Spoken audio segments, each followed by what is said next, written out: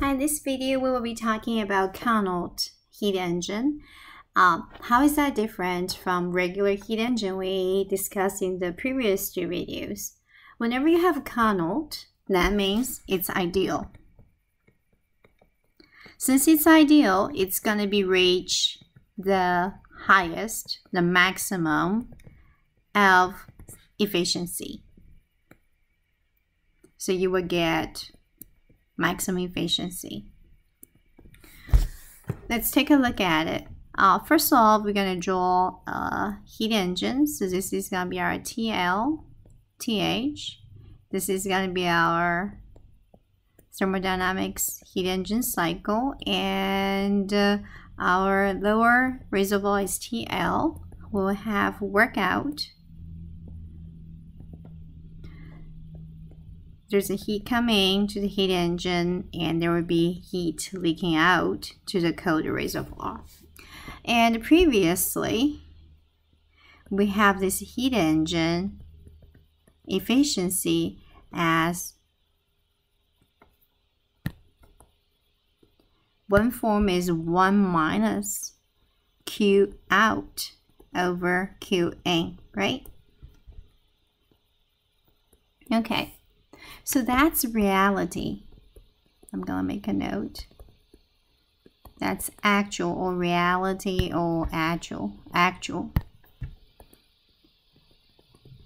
But in the most ideal situation, which means there'll be no friction, every machine works great.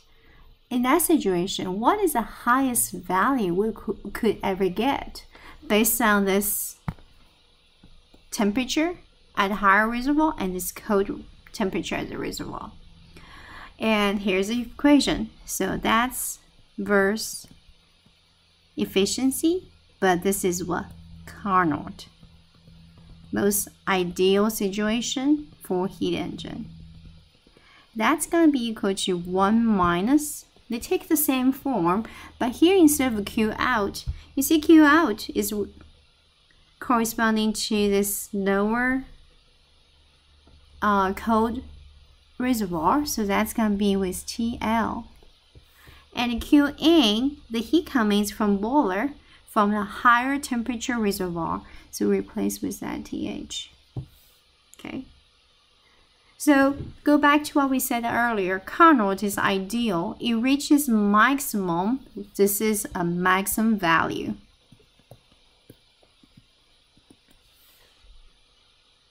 That's, in other words, it's or called at max for Carnot.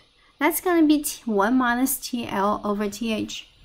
That's at max between the two reservoirs. Okay. So knowing that, we can make a note. Carnot, it is ideal. Okay. And it is also the maximum value. If we were trying to make this temperature really high, let's think about this equation then. If this higher temperature is really high, this whole fraction will be really small, so 1 minus this fraction will be getting the highest efficiency, right? So how about if we make this lower temperature reservoir very, very low, as low as we can get, then if this is very low, so this fraction will be very small, 1 minus small value will get you a high efficiency. So yeah, in other words, yeah, in most perfect world, everything works great, ideal world. If you want to increase this theoretical value, you want to make this lower temperature really, really low and this boiler temperature really, really high. That will increase our maximum efficiency. Okay. All right, so that's Carnot heat engine. Now let's look at some examples that help us really understand this concept. So here, there's an inventor claim that have invented a heat engine that can develop efficiency of 80% while operating those two temperature reservoirs. Okay, from what we just learned, the maximum value of efficiency, which is Carnot, right, for the heat engine, we're using this formula 1 minus TL over TH. Maybe one of the days later on, I will make a video about how this equation come about. So far, we're just going to use this equation right away. So it's 1 minus TL over TH. And our TL for this one is 300 Kelvin. And TH is 1000 Kelvin. By the way, here T, we have to use, make a note, we have to use Kelvin. And this probably already give us in Kelvin. We're good. So when we calculate that, that will give us 70% efficiency. Be aware, that is the maximum value of efficiency you could ever get from this reservoir condition. That is absolute maximum. And here, this inventor claim can get 80%. Is that possible then? So this is not possible because the maximum you can get is 80. So that's not possible. Okay? Comes really handy, right? To knowing the rule. Now let's look at a second example. This is a very interesting example because it gives us 3 different scenarios.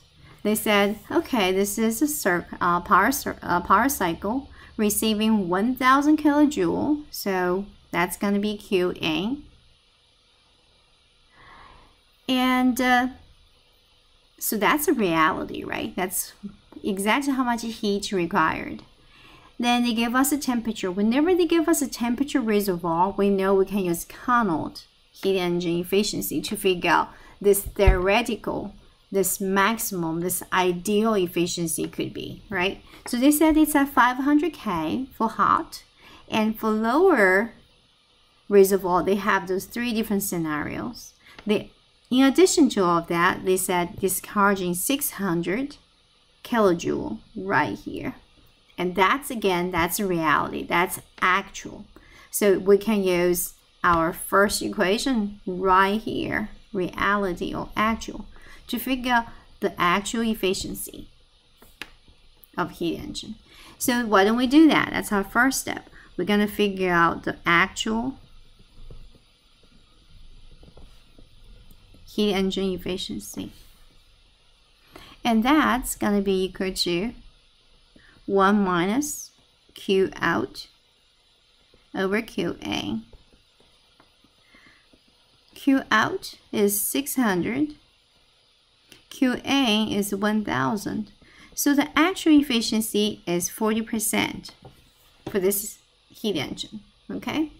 Now we're going to look at those 3 different scenarios. The case number 1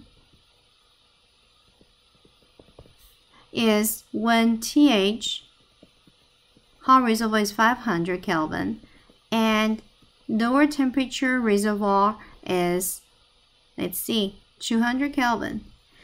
We learned before from this formula, we understand if the temperature gets lower, the lowest you can get for the cold reservoir, we increase the maximum efficiency. So between 200 and 300 and 400, we know 200 Kelvin gonna give us the highest maximum value, right? Okay, so if this heat engine runs between those 2 temperatures, 500 K and 200 K, what is going to be our hypothetical, this maximum Carnot efficiency?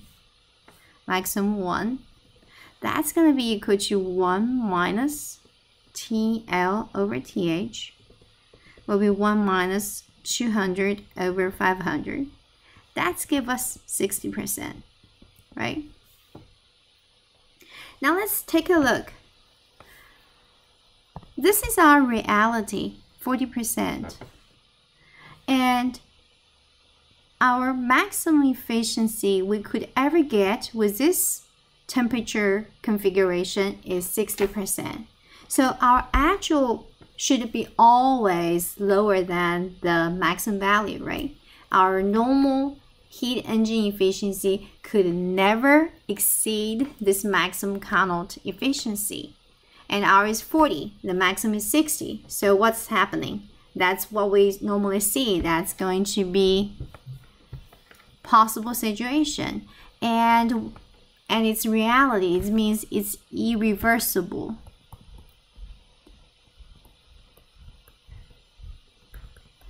Okay, so the difference between irreversible and reversible. Reversible, which means everything is reversed, it's ideal, there's no friction. And if it's irreversible, that means that's the reality. Okay, there's always something, right? Friction involved. So that's irreversible process. Now let's look at case number 2. If this heat engine is running at 500 K and the lower temperature as 300 Kelvin, and we already know this maximum efficiency with those two reservoir temperature will be a little bit lower than case number 1. When we plug it in, we have our answer as 40%.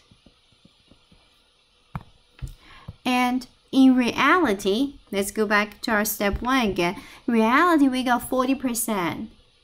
And this maximum value is 40%. Well, we are reached the maximum we could ever get. You know, in reality, we could never reach that, right? It's not trying to sound depressing, anything, but really it's like we are approaching that limit, but we can never get to that limit, because in that limit, it means everything is run smooth, there's no friction at all. Okay, so in that situation, that's going to be called reversible process. Okay. The last scenario, case number 3,